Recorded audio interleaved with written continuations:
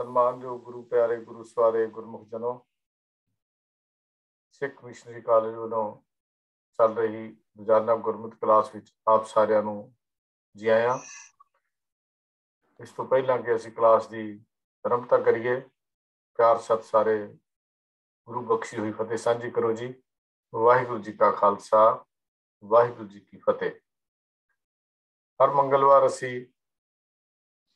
52 अखरी वीर जी की गौड़ी पूर्वी जो लगातार विचार असी कर रहे हाँ, जिहदे विचों असी 18 अंक जिहड़े हैं 18 पौड़ियां दे विचार असी कर चुके हैं।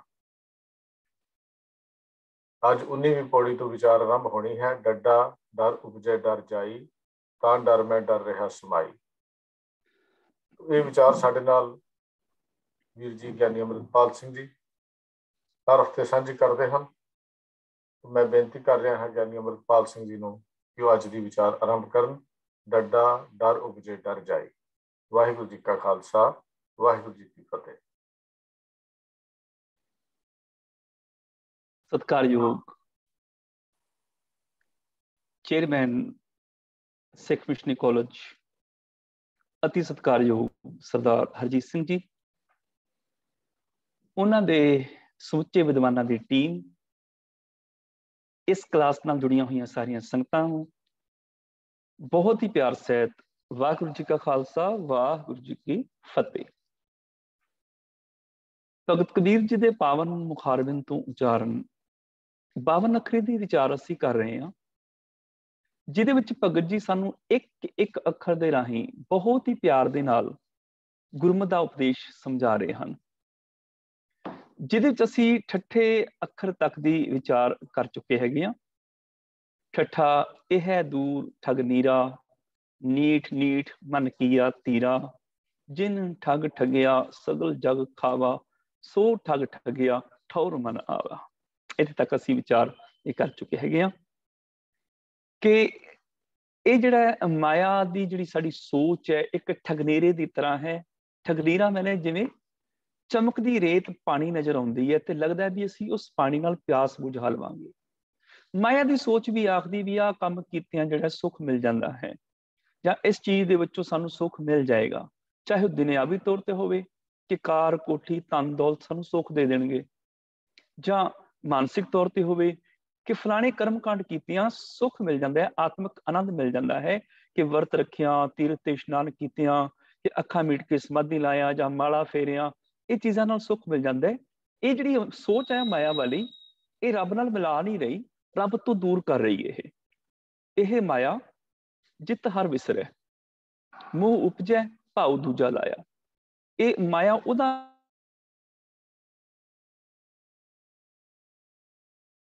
मैं नीज ला के देखिया, भगत जी कहते हैं नीठ नीठ मन किया तीरा, समझ लग गई कि जिन ठग ठगिया सगल जग खावा। इन्हें ते जगत नूं ठग लिया। इस सोच ने मनुख की सोच भावें वो संसारी होवे कि पदार्थ सुख देणगे, भावें वो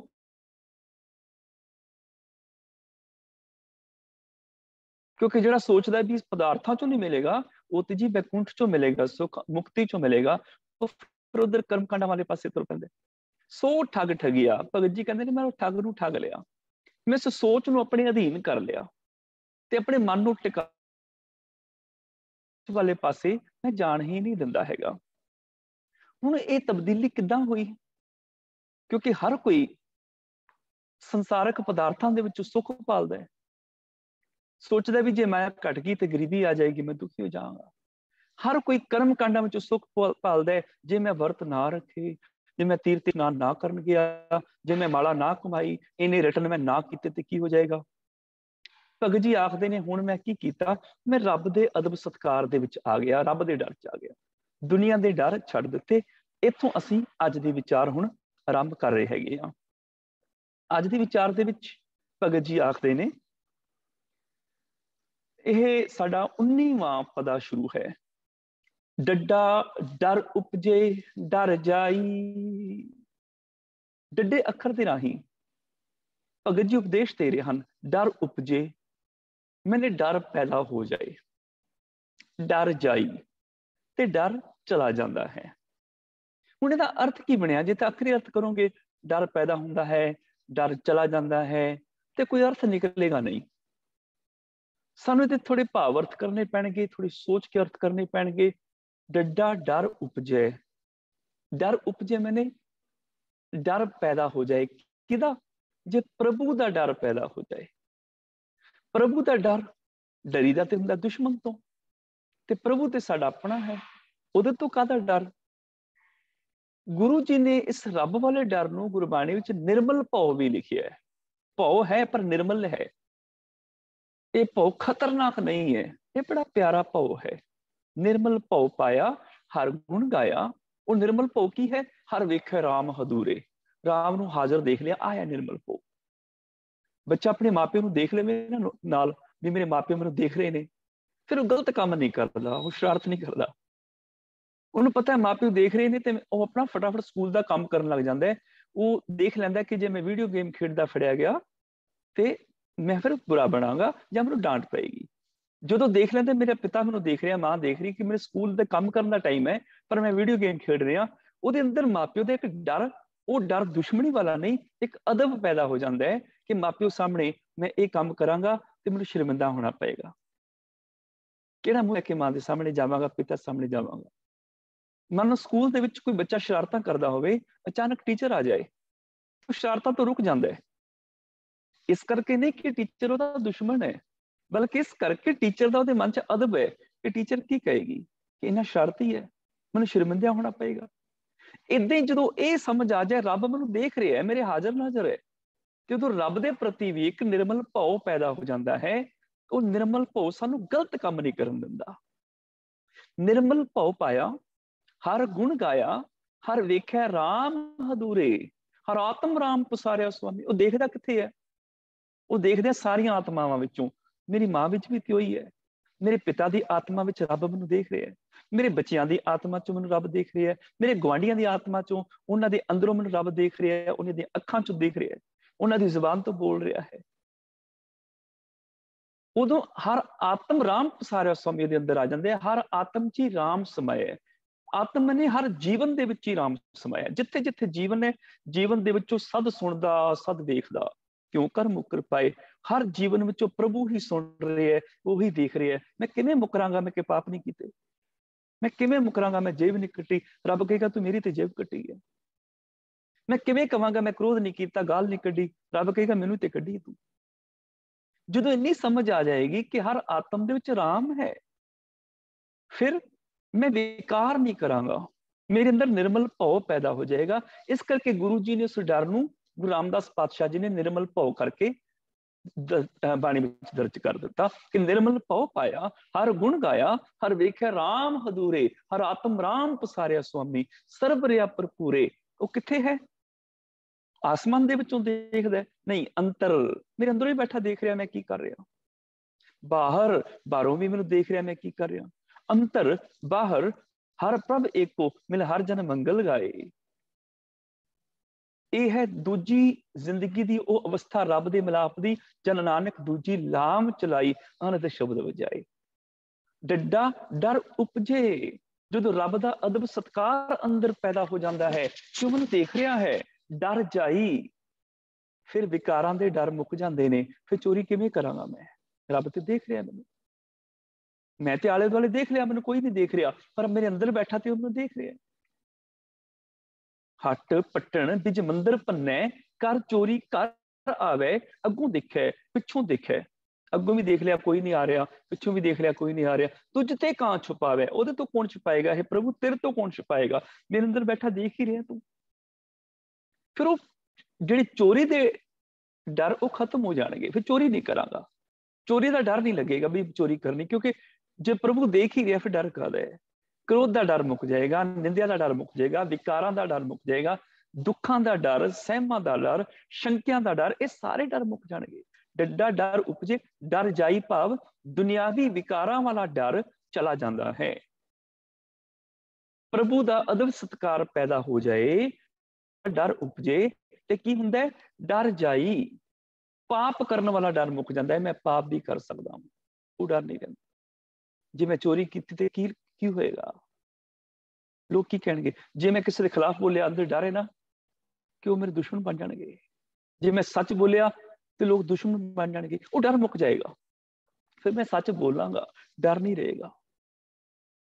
डर हुंदा पाप करने वाले नूं, धर्मी बंदे नूं काहदा डर? वो कहेगा मैं सच बोलना हुण डर नहीं।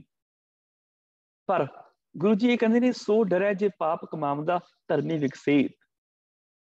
हुण तुहाडे तो डर क्यों लगेगा?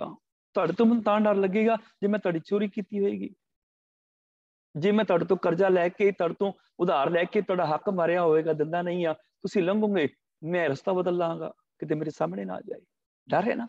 ਇਹਦਾ मतलब पाप कीता है, किसी का हक लैके मारे है, फिर तो डर लगेगा। निंदा चुगली करांगा, डर लगेगा कि जे मैं किसी के खिलाफ बोलांगा उधर तक गल पहुंच गई, फिर मेरा की बनेगा? फिर डर लगेगा निंदा चुगली तो, चोरी तो डर लगेगा, गलत काम नहीं कोई करेगा। डड्डा डर उपजे डर जाई। जो प्रभु का अदब सत्कार पैदा हो जाता है, दुनिया वाले डर ऑटोमैटिकली खत्म हो जाएंगे। किवें डर रहेगा झूठ तो, चोरी तो? जे कोई सच बोलना शुरू कर दे फिर झूठ का डर नहीं पैदा होएगा, झूठ हावी नहीं हो सकता। फिर झूठ बोलने नाल जेडे डर पैदा होने सी ना, दुश्मनियां पैदा होनियां सी, कई कुछ झूठ बोलने नाल जेडे डर पैदा होने सी वो डर नहीं रहणगे, क्योंकि हुण ते मैं सच ही बोल रहा। जे आचरण ही उच्चा है फिर डर नहीं है मैं ऐसी हरकत करांगा जिहदे नाल मैनूं नमोशी सहनी पवे, मेरी बेइज्जती होवे। वो डर खत्म हो गया बेइज्जती का, क्योंकि हुण आचरण ही उच्चा है। मैं किसी नूं गलत बोलदा ही नहीं आ, मैं मिठा बोलदा वां ते लड़ाई झगड़ियां दे डर आपे मुक जाणगे। निमरता विच आ ते अपने आप ही लड़ाई झगड़ियां दे हंकार दे डर मुक जाणगे। ਜਦੋਂ ਰੱਬੀ ਅਦਬ ਪੈਦਾ ਹੋ ਜਾਂਦਾ ਹੈ ਉਦੋਂ ਦੁਨਿਆਵੀ ਵਿਕਾਰਾਂ ਦੇ ਡਰ ਖਤਮ ਹੋ ਜਾਂਦੇ ਨੇ। ਡੱਡਾ ਡਰ ਉਪਜੇ ਡਰ ਜਾਈ। ਜਦੋਂ ਰੱਬ ਦਾ ਅਦਬ ਸਤਕਾਰ ਆ ਜਾਏ। याद रखियो, जे जिंदगी विच सुख शांति लेके आनी है ते अदब बहुत जरूरी है, सत्कार भाव बहुत जरूरी है। उस तो बिना जिंदगी बेकार है। याद रखियो, जे माता पिता अपने मापिओ का अदब सत्कार करते होणगे ते कोई बच्चा अपने मापिओ नूं घरों बाहर क्यों कढेगा? फिर जे नूं सस सोहरे नूं बुरा बोलेगी ते दा मतलब अदब सत्कार नहीं कर रही, ते जे अदब सत्कार करेगी फिर बुरा नहीं बोलेगी। कोई बच्चा किसी गवांढी नूं बुरा नहीं बोलेगा क्योंकि जिहदे अंदर सत्कार है। जे गवांढी दा अदब सत्कार करदा फिर बुरा किवें बोलेगा? फिर अपने वड्डियां दा बुरा नहीं बोलेगा, अपने तो छोटियां दी बेइज्जती नहीं करेगा। अदब है ना। एक समा सी ਜਦੋਂ 15-15 20 ਪਰਿਵਾਰ ਇਕੱਠੇ ਰਹਿੰਦੇ ਹੁੰਦੇ ਸਨ। ਜਿਹੜਾ ਸਭ ਤੋਂ ਵੱਡਾ ਘਰ 'ਚ ਮੁਖੀ ਹੁੰਦਾ ਸੀ, ਸਭ ਤੋਂ ਲੰਮੀ ਉਮਰ ਵਾਲਾ, ਦਾਦਾ ਹੋਵੇ ਪੜਦਾਦਾ ਹੋਵੇ, ਸਾਰੇ ਉਹਦਾ ਕਹਿਣਾ ਮੰਨਦੇ ਹੁੰਦੇ ਸਨ। ਅਦਬ ਸੀ ਨਾ ਉਹਦਾ, ਤੇ ਉਹਦੇ ਅਦਬ 'ਚ ਹੀ ਸਾਰਾ ਪਰਿਵਾਰ ਚੱਲਦਾ ਸੀ। ਔਰ 15-20 ਪਰਿਵਾਰ ਇਕੱਠੇ ਚੱਲਦੇ ਹੁੰਦੇ ਸਨ। ਹੁਣ ਜਿੱਥੇ ਜਿਹਦਾ ਅਦਬ ਹੋਏਗਾ ਨਾ ਉਹਦਾ ਕਹਿਣਾ ਮੰਨਣਾ ਪਏਗਾ। ਜੇ ਰੱਬ ਦਾ ਅਦਬ ਕਰਨਾ, ਰੱਬ ਦਾ ਕਹਿਣਾ ਮੰਨਣਾ ਪਏਗਾ। ਜੇ ਗੁਰੂ ਦਾ ਅਦਬ ਕਰਨਾ ਤੇ ਗੁਰੂ ਦਾ ਕਹਿਣਾ ਮੰਨਣਾ ਪਏਗਾ। ਤੇ ਜੇ ਗੁਰੂ ਦਾ ਕਹਿਣਾ ਨਹੀਂ ਮੰਨਾਂਗੇ ਫਿਰ ਗੁਰੂ ਦਾ ਅਦਬ ਥੋੜੇ ਹੈ। ਅਸੀਂ ਗੁਰੂ ਜੀ ਦਾ ਅਦਬ ਕਰਦੇ ਨਹੀਂ ਆ, ਦਿਖਾਵਾ ਜ਼ਰੂਰ ਕਰਦੇ ਆ ਵੀ ਮੱਥਾ ਵੀ ਟੇਕ ਲਿਆ, ਰੁਮਾਲੇ ਵੀ ਚੜਾ ਲਿਆ, ਲੋਕਾਂ ਨੂੰ ਪਤਾ ਲੱਗ ਜਾਏ ਇਹ ਜੀ ਗੁਰੂ ਜੀ ਦਾ ਬਹੁਤ ਸਤਿਕਾਰ ਕਰਦਾ ਹੈ। ਭੇਟਾ ਲਿਆ ਕੇ ਰੱਖਦਾ ਸਾਹਮਣੇ, ਕੜਾ ਪ੍ਰਸ਼ਾਦੀ ਦੇਗ ਵੀ ਲਿਆਂਦਾ, ਰੁਮਾਲਾ ਵੀ ਭੇਟ ਕਰ ਦਿੰਦੇ, ਪਰਚੀ ਵੀ ਕਟਾ ਦਿੰਦਾ, ਮੱਥਾ ਵੀ ਟੇਕ ਲੈਂਦੇ, ਬੜਾ ਸਤਿਕਾਰ। ਪਰ ਗੁਰੂ ਜੀ ਦਾ ਸਤਿਕਾਰ ਅਸੀਂ ਕਰਦੇ ਨਹੀਂ ਆ। ਗੁਰੂ ਜੀ ਤੇ ਕਹਿੰਦੇ ਨੇ ਝੂਠਾ ਮਦ ਮੂਲ ਨਾ ਪੀਚਈ ਜੇ ਕਾ ਪਾਰ ਵਸਾਏ। ਦੇਖੀ ਸ਼ਰਾਬ ਨਸ਼ੇ ਨਾ ਵਰਤੀ, ਸ਼ਰਾਬ ਨਾ ਪੀਵੀ। ਹੁਣ ਦੇਖੋ ਕਿੰਨੇ ਕੁ ਲੋਕਾਂ ਨੇ ਗੁਰੂ ਜੀ ਦਾ ਸਤਿਕਾਰ ਕੀਤਾ, ਭੇਟਾ ਤੇ ਰੱਖ ਦਿੱਤੀ, ਦਿਖਾਵਾ ਕਰਾ ਦਿੱਤਾ ਵੀ ਅਸੀਂ ਇੰਨਾ ਕੁਝ ਕਰ ਰਹੇ ਹਾਂ, ਲੋਕਾਂ ਨੂੰ ਪਤਾ ਲੱਗ ਜਾਏ ਮੈਂ ਗੁਰੂ ਦਾ ਅਦਬ ਕਰਦਾ ਹਾਂ, ਸਤਿਕਾਰ ਕਰਦਾ ਹਾਂ। ਪਰ ਜੋ ਗੁਰੂ ਜੀ ਕਹਿ ਰਹੇ ਮੈਂ ਮੰਨ ਨਹੀਂ ਰਿਹਾ, ਤੇ ਗੁਰੂ ਦਾ ਸਤਿਕਾਰ ਕਿਵੇਂ ਹੋਇਆ? ਫਿਰ ਜੇ ਅਦਬ ਸਤਿਕਾਰ ਹੁੰਦਾ ਤੇ ਨਸ਼ੇ ਤੇ ਛੱਡੇ ਹੋਣੇ ਸੀ ਨਾ, ਫਿਰ ਘਰ ਸ਼ਰਾਬ ਦੀ ਬੋਤਲ ਥੋੜੀ ਆਣੀ ਸੀ। ਜੇ ਗੁਰੂ ਜੀ ਦਾ ਸਤਿਕਾਰ ਕੀਤਾ ਹੁੰਦਾ ਘਰ 'ਚ ਨਸ਼ੇ ਨਹੀਂ ਸੀ ਆਉਣੇ, ਕਿਉਂਕਿ ਮੇਰੇ ਗੁਰੂ ਜੀ ਨੇ ਕਿਹਾ ਹੈ ਮਾਨਸ ਭਰਿਆ ਆਣਿਆ ਮਾਨਸ ਭਰਿਆ ਆਏ, ਜਿਤ ਪੀਤਾ ਮਤ ਦੂਰ ਹੋਏ ਬਰਨ ਪਵੈ ਵਿੱਚ ਆਏ। ਜੇ ਗੁਰੂ ਜੀ ਦਾ ਅਦਬ ਸਤਿਕਾਰ ਕੀਤਾ ਹੁੰਦਾ ਤੇ ਮੇਰੇ ਘਰ ਨਸ਼ੇ ਨਹੀਂ ਸੀ ਆਉਣੇ। ਜੇ ਨਸ਼ੇ ਆ ਰਹੇ ਨੇ, ਮੈਂ ਗੁਰੂ ਜੀ ਦਾ ਸਤਿਕਾਰ ਅਦਬ ਨਹੀਂ ਕਰ ਰਿਹਾ, ਮੈਂ ਗੁਰੂ ਜੀ ਦਾ ਭਉ ਅਦਬ ਨਹੀਂ ਕਰ ਰਿਹਾ। ਜੇ ਗੁਰੂ ਜੀ ਦਾ ਅਦਬ ਕੀਤਾ ਹੁੰਦਾ ਫਿਰ ਨਾ ਅਸੀਂ ਦਾਜ ਦਿੰਦੇ ਨਾ ਲੈਂਦੇ, ਕਿਉਂਕਿ ਗੁਰੂ ਜੀ ਤੇ ਇਹ ਕਹਿ ਰਹੇ ਨੇ ਹੋਰ ਮਨਮੁਖ ਦਾਜ ਜੇ ਰੱਖ ਦਿਖਾਲੇ सो कूड़ अहंकार कच पाजो। वो मनमुख ने, अहंकारी ने, कच्चे ने, ਜਿਹੜੇ ਦਾਜ ਵਿਖਾਲਦੇ ਫਿਰਦੇ ਨੇ, ਅਸੀਂ ਇੰਨਾ ਦੇ ਰਹੇ ਹਾਂ, ਅਸੀਂ ਇੰਨਾ ਲੈ ਰਹੇ ਹਾਂ। ਦੋਨੋਂ ਤੇ ਰਹੀ ਜਿਹੜੇ ਰੱਖ ਰੱਖ ਦਿਖਾਲਦੇ ਨੇ ਨਾ ਅਸੀਂ ਇੰਨਾ ਦਿੱਤਾ, ਤੇ ਜਿਹੜੇ ਰੱਖ ਰੱਖ ਕੇ ਦਿਖਾਲਦੇ ਨੇ ਅਸੀਂ ਇੰਨਾ ਲੈ ਕੇ ਆਏ ਆ, ਸਾਡੀ ਨੂੰ ਇੰਨਾ ਲੈ ਕੇ ਆਈਏ। ਹੋਰ ਮਨਮੁਖ ਦਾਜ ਜੇ ਰੱਖ ਦਿਖਾਲੇ ਸੋ ਕੂੜ ਅਹੰਕਾਰ ਕਚ ਭਾਜੋ। ਜੇ ਗੁਰੂ ਜੀ ਦਾ ਅਦਬ ਸਤਕਾਰ ਕੀਤਾ ਹੁੰਦਾ ਫਿਰ ਦਾਜ ਦਹੇਜ ਲੈਣਾ ਦੇਣਾ ਛੱਡਿਆ ਹੋਣਾ ਸੀ। ਉਹ ਅਸੀਂ ਛੱਡਿਆ ਕੋਈ ਨਹੀਂ, ਫਿਰ ਅਦਬ ਕਿੱਥੇ ਗਿਆ? ਸਤਕਾਰ ਤੇ ਹੈ ਹੀ ਨਹੀਂ। ਜੇ ਅਸੀਂ ਆਪਣੇ ਮਾਪਿਓ ਨਾਲ ਲੜਦੇ ਹਾਂ, ਬਜ਼ੁਰਗਾਂ ਨਾਲ ਲੜਾਈ ਝਗੜੇ ਕਰ ਰਹੇ ਹਾਂ, ਫਿਰ ਕਿੱਥੇ ਗੁਰੂ ਜੀ ਦਾ ਸਤਕਾਰ? ਗੁਰੂ ਜੀ ਤੇ ਕਹਿੰਦੇ ਨੇ ਕਾਹੇ ਪੂਤ ਝਗਰਤ ਹੋ ਸੰਗ ਬਾਪ, ਜਿਨਕੇ ਜਣੇ ਵਡੇਰੇ ਤੁਮ ਹੋ ਤਿਨ ਸਿਓ ਝਗਰਤ ਪਾਪ। ਜੇ ਅਸੀਂ ਵੱਡੇ ਵਡੇਰਿਆਂ ਨਾਲ ਲੜ ਰਹੇ ਹਾਂ ਫਿਰ ਗੁਰੂ ਦਾ ਸਤਕਾਰ ਥੋੜੇ ਕਰ ਰਹੇ ਹਾਂ, ਕਿੱਥੇ ਅਦਬ? ਜੇ ਅਸੀਂ ਗੁਰੂ ਗ੍ਰੰਥ ਸਾਹਿਬ ਜੀ ਨੂੰ ਛੱਡ ਕੇ ਕਿਸੇ ਬਾਬੇ ਦੇ ਜਾ ਕੇ ਪੈਰਾਂ 'ਚ ਮੱਥਾ ਟੇਕਦੇ ਹਾਂ, ਜੋਤਸ਼ੀਆਂ ਤਾਂਤਰਿਕਾਂ ਨੂੰ ਮੱਥਾ ਟੇਕ ਰਹੇ ਹਾਂ, ਤੇ ਹੈ ਨਾ ਗੁਰੂ ਦੀ ਸ਼ਰੇਆਮ ਬੇਅਦਬੀ। ਕਿਉਂਕਿ ਗੁਰੂ ਜੀ ਨੇ ਤੇ ਕਿਹਾ ਕਿ ਸਤਿਗੁਰ ਅੱਗੇ ਸੀਸ ਭੇਟ ਦਿਓ। ਜੇ ਸਤਿਗੁਰੂ ਸੱਚੇ ਭਾਵੇ ਸੀਸ ਗੁਰੂ ਅੱਗੇ ਭੇਟ ਕਰਨਾ ਹੈ, ਤੇ ਜੀ ਸੀਸ ਅਸੀਂ ਕਿਸੇ ਬੰਦੇ ਅੱਗੇ ਭੇਟਾ ਕਰ ਰਹੇ ਹਾਂ ਤੇ ਗੁਰੂ ਦੀ ਸਿੱਧੀ ਸਿੱਧੀ ਬੇਅਦਬੀ ਕਰ ਰਹੇ ਹਾਂ। ਫਿਰ ਅਦਬ ਥੋੜੇ ਗੁਰੂ ਜੀ ਦਾ। ਜੇ ਅਦਬ ਕੀਤਾ ਹੁੰਦਾ, ਸਾਡਾ ਸਿਰ ਅਣਖ ਗੈਰਤ ਮਾਣ ਵਾਲਾ ਹੁੰਦਾ, ਸਵਾਏ ਗੁਰੂ ਪ੍ਰਭੂ ਤੋਂ ਕਿਸੇ ਦੇ ਝੁਕਦਾ ਨਾ। ਸ਼ਰੇਆਮ ਗੁਰੂ ਦੀ ਬੇਅਦਬੀ। ਫਿਰ ਸਾਧ ਬਾਬੇ ਜੇ ਉਹਨਾਂ ਨੇ ਗੁਰੂ ਦਾ ਅਦਬ ਸਤਕਾਰ ਕੀਤਾ ਹੁੰਦਾ, ਉਹ ਆਪਣੀ ਵੱਖਰੀ ਮਰਿਆਦਾ ਨਾ ਬਣਾਉਂਦੇ, ਗੁਰੂ ਗ੍ਰੰਥ ਸਾਹਿਬ ਤੋਂ ਉਲਟ ਆਪਣੇ ਹੁਕਮ ਨਾਲ ਚਲਾਉਂਦੇ। ਸ਼ਰੇਆਮ ਬੇਅਦਬੀ ਕਰ ਰਹੇ ਨੇ। ਜਦੋਂ ਗੁਰੂ ਦਾ ਸਤਕਾਰ ਪੈਦਾ ਹੋ ਜਾਏਗਾ ਉਦੋਂ ਜ਼ਿੰਦਗੀ 'ਚ ਵਿਕਾਰ ਨਹੀਂ ਬਚਣਗੇ। ਗੁਰੂ ਦਾ ਸਤਕਾਰ ਪੈਦਾ ਹੋ ਜਾਏਗਾ, ਉਹ ਬੰਦਾ ਫਿਰ ਝੂਠ ਨਹੀਂ ਬੋਲੇਗਾ, ਕਿਉਂਕਿ ਮੇਰੇ ਗੁਰੂ ਜੀ ਨੇ ਕਿਹਾ ਬੋਲੀਏ ਸੱਚ ਧਰਮ ਝੂਠ ਨਾ ਬੋਲੀਏ। ਮੈਂ ਆਪਣੇ ਗੁਰੂ ਦਾ ਅਦਬ ਕਰਦਾ ਵਾਂ, ਅੱਜ ਤੋਂ ਬਾਅਦ ਮੈਂ ਝੂਠ ਨਹੀਂ ਬੋਲਾਂਗਾ, ਸੱਚ ਬੋਲਾਂਗਾ, ਚਾਹੇ ਮੈਨੂੰ ਸੱਚ ਬੋਲਣ ਦੀ ਕਿੰਨੀ ਵੱਡੀ ਕੀਮਤ ਕਿਉਂ ਨਾ ਤਾਰਨੀ ਪਵੇ। ਜੇ ਮੈਂ ਝੂਠ ਬੋਲਾਂਗਾ ਮੇਰਾ ਗੁਰੂ ਮੇਰੇ ਤੋਂ ਨਾਰਾਜ਼ ਹੋ ਜਾਏਗਾ, ਗੁਰੂ ਦਾ ਸਤਕਾਰ ਨਹੀਂ ਰਹੇਗਾ, ਮੈਂ ਗੁਰੂ ਦੀ ਬੇਅਦਬੀ ਕਰ ਲਵਾਂਗਾ। ਜਿਹੜਾ ਇੰਨੀ ਗੱਲ ਸੋਚੇਗਾ ਉਹ ਝੂਠ ਨਹੀਂ ਬੋਲੇਗਾ। ਜਿਹੜਾ ਗੁਰੂ ਦਾ ਅਦਬ ਕਰੇਗਾ ਉਹ ਨਸ਼ੇ ਨਹੀਂ ਵਰਤੇਗਾ। ਗੁਰੂ ਦਾ ਸਤਿਕਾਰ ਕਰੇਗਾ, ਉਹਦਾ ਆਚਰਨ ਉੱਚਾ ਹੋਏਗਾ, ਕਰੈਕਟਰਲੈਸ ਨਹੀਂ ਹੋਏਗਾ। ਉਹ ਕਿਸੇ ਗਰੀਬ ਦਾ ਹੱਕ ਨਹੀਂ ਮਾਰੇਗਾ। ਉਹਨੂੰ ਪਤਾ ਹੈ ਮੇਰੇ ਗੁਰੂ ਨੇ ਕਿਹਾ ਹੱਕ ਪਰਾਇਆ ਨਾਨਕਾ ਉਸੂਰ ਸਦਾਏ। ਇਸ ਕਰਕੇ ਜਦੋਂ ਗੁਰੂ ਦਾ, ਰੱਬ ਦਾ ਅਦਬ ਸਤਕਾਰ ਪੈਦਾ ਹੋ ਜਾਂਦਾ ਹੈ, ਦੁਨਿਆਵੀ ਵਿਕਾਰਾਂ ਦੇ ਡਰ ਆਪੇ ਮੁੱਕ ਜਾਂਦੇ ਨੇ। ਡੱਡਾ ਡਰ ਉਪਜੇ ਡਰ ਜਾਈ। ਤੇ ਇਹਦੇ ਨਾਲ ਕੀ ਹੋਏਗਾ? ਰੱਬ ਦਾ ਅਦਬ ਆਏਗਾ, ਫਿਰ ਕੀ ਹੋਏਗਾ? ਤਾਂ ਡਰ ਮੈਂ, ਤਾਂ ਮੈਨੇ ਉਸ। ਇੱਥੇ ਤਾਂ ਨਹੀਂ ਬੋਲਣਾ ਬਿੰਦੀ ਵਾਲਾ, ਤਾਂ ਹੁੰਦਾ ਕੰਜੰਕਸ਼ਨ, ਯੋਜਕ, ਜਿਹੜਾ ਦੋ ਵਾਕਾਂ ਨੂੰ ਜੋੜਦਾ ਹੈ। ਮੈਂ ਇਹ ਕੰਮ ਕਰਾਂਗਾ ਤਾਂ ਗੁਰਦੁਆਰੇ ਜਾਵਾਂਗਾ, ਉਹ ਤਾਂ ਦੋ ਵਾਕਾਂ ਨੂੰ ਜੋੜਦਾ ਹੈ। ਮੈਂ ਇਹ ਕੰਮ ਕਰਾਂਗਾ, ਮੈਂ ਗੁਰਦੁਆਰੇ ਜਾਵਾਂਗਾ, ਦੋ ਵਾਕ ਨੇ, ਵਿਚਕਾਰ ਲੱਗਿਆ ਤਾਂ। ਮੈਂ ਇਹ ਕੰਮ ਕਰਾਂਗਾ ਤਾਂ ਗੁਰਦੁਆਰੇ ਜਾਵਾਂਗਾ। ਇਹ ਤਾਂ ਨਹੀਂ, ਇੱਥੇ ਯੋਜਕ ਨਹੀਂ ਹੈ, ਇੱਥੇ ਤਾਂ ਹੈ ਪੜਨਾਉ। ਉਸ ਤਾਂ ਬਿਨਾਂ ਬਿੰਦੀ ਤੋਂ ਉਚਾਰਨਾ। ਤਾਂ ਡਰ ਮੈਂ, ਉਸ ਡਰ ਵਿੱਚ ਫਿਰ ਕੀ ਹੋਏਗਾ? ਤਾਂ ਡਰ ਮੈਂ ਡਰ ਰਿਹਾ ਸਮਾਈ। ਉਸ ਡਰ ਵਿੱਚ ਸਾਰੇ ਜਿਹੜਾ ਵਿਕਾਰਾਂ ਦਾ ਡਰ ਹੈ ਨਾ ਉਹ ਸਮਾ ਜਾਏਗਾ, ਵਿਕਾਰਾਂ ਦਾ ਡਰ ਖਤਮ ਹੋ ਜਾਏਗਾ। ਤਾਂ ਡਰ ਮੈਂ ਉਸ ਰੱਬੀ ਅਦਬ ਸਤਕਾਰ ਵਿੱਚ ਡਰ ਰਿਹਾ ਸਮਾਈ। ਵਿਕਾਰਾਂ ਦਾ ਡਰ ਉਹ ਸਮਾ ਜਾਏਗਾ, ਪਾਪਾਂ ਦਾ ਡਰ ਸਮਾ ਜਾਏਗਾ, ਕਰਮ ਕਾਂਡਾਂ ਦਾ ਡਰ ਸਮਾ ਜਾਏਗਾ। ਕਿਉਂਕਿ ਪ੍ਰਭੂ ਦਾ ਡਰ ਬਹੁਤ ਵੱਡਾ ਹੈ, ਵਿਕਾਰਾਂ ਦਾ ਡਰ ਤੇ ਬਹੁਤ ਛੋਟਾ ਜਿਹਾ, ਉਹਦੇ ਚ ਸਮਾ ਜਾਏਗਾ। ਰੱਬੀ ਅਦਬ ਬੜਾ ਵੱਡਾ ਹੈ। ਇਹ ਪੀੜਾ ਵੱਡੀ, ਏਦਾਂ ਕਹਿ ਲਓ। ਬੰਦੇ ਦੀ ਪੈਰ ਦੀ ਉਂਗਲ ਦੇ ਵਿੱਚ ਕੰਡਾ ਵੱਜਿਆ ਹੋਵੇ ਨਾ, ਤੇ ਪੈਰ ਫੜ ਕੇ ਬੈਠਾ ਰਹਿੰਦਾ ਹੈ ਕਿ ਕਿਸੇ ਤਰੀਕੇ ਕੰਡਾ ਬਾਹਰ ਨਿਕਲ ਆਏ, ਬਹੁਤ ਦਰਦ ਕਰ ਰਿਹਾ ਹੈ, ਬਾਹਰ ਨਿਕਲ ਆਏ, ਪੈਰ ਦਰਦ ਕਰ ਰਿਹਾ, ਉਂਗਲ ਫੜ ਕੇ ਬੈਠਾ ਹੈ, ਪੈਰ ਦੀ ਉਂਗਲ ਜੀ ਕੀ ਹੈ? ਕੰਡਾ ਵੱਜਿਆ ਜੀ, ਨਿਕਲਦਾ ਨਹੀਂ ਪਿਆ, ਬੜਾ ਦੁੱਖ ਦੇ ਰਿਹਾ ਹੈ।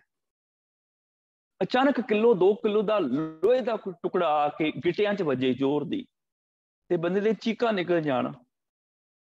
ਹੁਣ ਬੰਦਾ ਪੈਰ ਦੀ ਉਂਗਲੀ ਫੜੇਗਾ ਜਾਂ ਗਿੱਟਾ ਫੜੇਗਾ? ਹੁਣ ਪੀੜ ਵੱਡੀ ਹੋ ਗਈ ਨਾ, ਹੁਣ ਚੀਚੀ ਦੀ ਉਂਗਲੀ ਦਾ ਦਰਦ ਭੁੱਲ ਜਾਏਗਾ ਉਹ, ਵੀ ਮੇਰੀ ਚੀਚੀ ਉਂਗਲ 'ਚ ਕੰਡਾ ਚੁਭੇ, ਕੰਡੇ ਦਾ ਦਰਦ ਭੁੱਲ ਜਾਏਗਾ। ਕਿਉਂ? ਕੰਡੇ ਤੋਂ ਵੱਡਾ ਦਰਦ ਆ ਗਿਆ, ਹੁਣ ਗਿੱਟਾ ਟੁੱਟ ਗਿਆ, ਹੁਣ ਪੈਰ ਸੁੱਜ ਰਿਹਾ, ਹੁਣ ਚੀਕਾਂ ਮਾਰੇਗਾ, ਫਟਾਫਟ ਡਾਕਟਰ ਕੋਲ ਲੈ ਕੇ ਜਾਓ, ਮੈਨੂੰ ਮੇਰੀ ਪੱਟੀ ਕਰਾਓ, ਫਟਾਫਟ ਲੈ ਕੇ ਜਾਓ।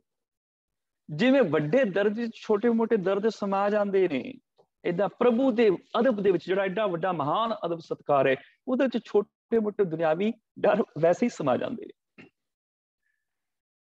ਸੱਚ ਇੰਨਾ ਮਹਾਨ ਹੈ, ਉਹਦੇ ਸਾਹਮਣੇ ਹਜ਼ਾਰ ਝੂਠ ਵੀ ਸਮਾ ਜਾਂਦੇ ਨੇ, ਲੁਕ ਜਾਂਦੇ ਨੇ, ਝੂਠ ਮੁੱਕ ਜਾਂਦੇ ਨੇ। ਸੱਚ ਹੀ ਏਡਾ ਬਲਵਾਨ ਹੈ, ਉਹਦੇ ਸਾਹਮਣੇ ਕੋਈ ਝੂਠ ਟਿਕਦਾ ਹੀ ਨਹੀਂ ਹੈ। ਪ੍ਰੇਮ ਹੀ ਇੰਨਾ ਮਹਾਨ ਗੁਣ ਹੈ, ਉਹਦੇ ਵਿੱਚ ਕ੍ਰੋਧ, ਨਫ਼ਰਤ, ਈਰਖਾ, ਜਿੰਨੇ ਵੀ ਵਿਕਾਰ ਸਾਰੇ ਲੁਕ ਜਾਂਦੇ ਨੇ, ਸਮਾ ਜਾਂਦੇ ਨੇ। ਜਦੋਂ ਪ੍ਰੇਮ ਪੈਦਾ ਹੋ ਜਾਂਦਾ ਹੈ, ਨਫ਼ਰਤ ਛੋਟੀ ਰਹਿ ਜਾਂਦੀ ਹੈ, ਘ੍ਰਿਣਾ ਛੋਟੀ ਰਹਿ ਜਾਂਦੀ ਹੈ, ਈਰਖਾ ਛੋਟੀ ਰਹਿ ਜਾਂਦੀ ਹੈ, ਦਵੈਸ਼ ਛੋਟਾ ਰਹਿ ਜਾਂਦਾ ਹੈ। ਪ੍ਰੇਮ ਦੇ ਸਾਹਮਣੇ ਜਾਤੀਵਾਦ ਖਤਮ ਹੋ ਜਾਂਦੇ ਨੇ। ਪ੍ਰੇਮ ਨਾ ਜਾਤ ਪਾਤ ਦੇਖਦਾ ਹੈ, ਨਾ ਊਚ ਨੀਚ ਦੇਖਦਾ ਹੈ, ਨਾ ਕੋਈ ਮਜ਼ਹਬ ਮਤ ਦੇਖਦਾ ਹੈ। ਪ੍ਰੇਮ ਕਾਲਾ ਗੋਰਾ ਨਹੀਂ ਦੇਖਦਾ ਹੈ। ਪ੍ਰੇਮ ਜਿਹੜਾ ਉਹ ਪਾਪੀ ਪੁਨੀ ਨਹੀਂ ਦੇਖਦਾ। ਪ੍ਰੇਮ ਕਿਸੇ ਨਾਲ ਈਰਖਾ ਨਫ਼ਰਤ ਨਹੀਂ ਕਰਦਾ, ਉਹ ਚ ਸਾਰਾ ਕੁਝ ਸਮਾ ਜਾਂਦਾ ਹੈ। ਰੱਬੀ ਅਦਬ, ਅਦਬ ਦੇ ਵਿੱਚ ਬੋਲਿਆ ਸੱਚ, ਅਦਬ ਵਿੱਚ ਕੀਤਾ ਪ੍ਰੇਮ, ਅਦਬ ਦੇ ਵਿੱਚ ਦਿਖਾਈ ਨਿਮਰਤਾ, ਅਦਬ ਦੇ ਵਿੱਚ ਆਈ ਹੋਈ ਦਇਆ, ਅਦਬ ਦੇ ਵਿੱਚ ਆਇਆ ਹੋਇਆ ਸਬਰ। ਇਹਨਾਂ ਗੁਣਾਂ ਦੇ ਵਿੱਚ ਵਿਕਾਰ ਸਾਰੇ ਸਮਾ ਜਾਂਦੇ ਨੇ। ਜਿੱਥੇ ਸਬਰ ਆ ਜਾਂਦਾ ਹੈ, ਉੱਥੇ ਲਾਲਚ ਮੁੱਕ ਜਾਂਦਾ ਹੈ, ਤ੍ਰਿਸ਼ਨਾ ਮੁੱਕ ਜਾਂਦੀ ਹੈ। ਜਿੱਥੇ ਪ੍ਰੇਮ ਆ ਜਾਂਦਾ, ਇੱਥੇ ਮੋਹ ਮੁੱਕ ਜਾਂਦਾ ਹੈ। ਜਿੱਥੇ ਦਇਆ ਆ ਜਾਂਦੀ ਹੈ, ਉੱਥੇ ਹਿੰਸਾ ਖਤਮ ਹੋ ਜਾਂਦੀ ਹੈ। ਤਾਂ ਡਰ ਮੈਂ ਡਰ ਰਿਹਾ ਸਮਾਈ, ਰੱਬੀ ਅਦਬ ਦੇ ਵਿੱਚ ਵਿਕਾਰਾਂ ਦਾ ਡਰ ਸਮਾ ਜਾਂਦਾ ਹੈ। ਉਦੋਂ ਫਿਰ ਡਰ ਹੀ ਨਹੀਂ ਰਹਿੰਦਾ ਮੈਂ ਝੂਠ ਬੋਲਣਾ, ਝੂਠ ਬੋਲਣ ਦਾ ਡਰ ਨਹੀਂ ਰਹਿੰਦਾ। ਉਹਨੂੰ ਪਤਾ ਵੀ ਸੱਚ ਛੱਡ ਦਿਆਂਗਾ ਜ਼ਿਆਦਾ ਨੁਕਸਾਨ ਹੋਏਗਾ, ਝੂਠ ਛੱਡਣ ਨਾਲ ਮੇਰਾ ਨੁਕਸਾਨ ਨਹੀਂ ਹੋਣਾ, ਪਰ ਸੱਚ ਛੱਡਣ ਨਾਲ ਮੇਰਾ ਜ਼ਿਆਦਾ ਨੁਕਸਾਨ ਹੋਏਗਾ। ਜੇ ਮੈਂ ਸੱਚ ਛੱਡ ਦਿੱਤਾ, ਮੇਰੀ ਜ਼ਿੰਦਗੀ ਵਿਕਾਰੀ ਹੋ ਜਾਏਗੀ। ਝੂਠ ਛੱਡ ਦਾਂਗਾ, ਨੁਕਸਾਨ ਨਹੀਂ ਹੋਏਗਾ, ਮੇਰੀ ਜ਼ਿੰਦਗੀ ਆਤਮਿਕ ਉੱਚਤਾ 'ਚ ਜਾਏਗੀ। ਈਰਖਾ ਛੱਡਣ ਨਾਲ ਕੁਝ ਨਹੀਂ ਹੋਏਗਾ। ਜੇ ਪਿਆਰ ਨੂੰ ਛੱਡ ਦਿੱਤਾ, ਮੇਰੀ ਜ਼ਿੰਦਗੀ ਤਬਾਹ ਹੋ ਜਾਏਗੀ। ਉਹਨੂੰ ਪਿਆਰ ਦੀ, ਦਇਆ ਦੀ ਕੀਮਤ ਦਾ ਅਹਿਸਾਸ ਹੋ ਜਾਂਦਾ ਹੈ। ਰੱਬੀ ਅਦਬ ਦੇ ਵਿੱਚ ਵਿਕਾਰਾਂ ਦਾ ਡਰ ਸਮਾ ਜਾਂਦਾ ਹੈ। ਜੋ ਡਰ ਡਰੇ ਤਾਂ ਫਿਰ ਡਰ ਲਾਗੇ। ਜੋ ਡਰ, ਇੱਥੇ ਡਰ ਹੱਥ ਲਿਖਤ ਬੀੜਾਂ ਵਿੱਚ ਰਾਰੇ ਨੂੰ ਔਂਕੜ ਸਹਿਤ ਆਉਂਦਾ ਹੈ, ਉਕਾਰਾਂਤ ਹੈ ਇਹ ਡਰ।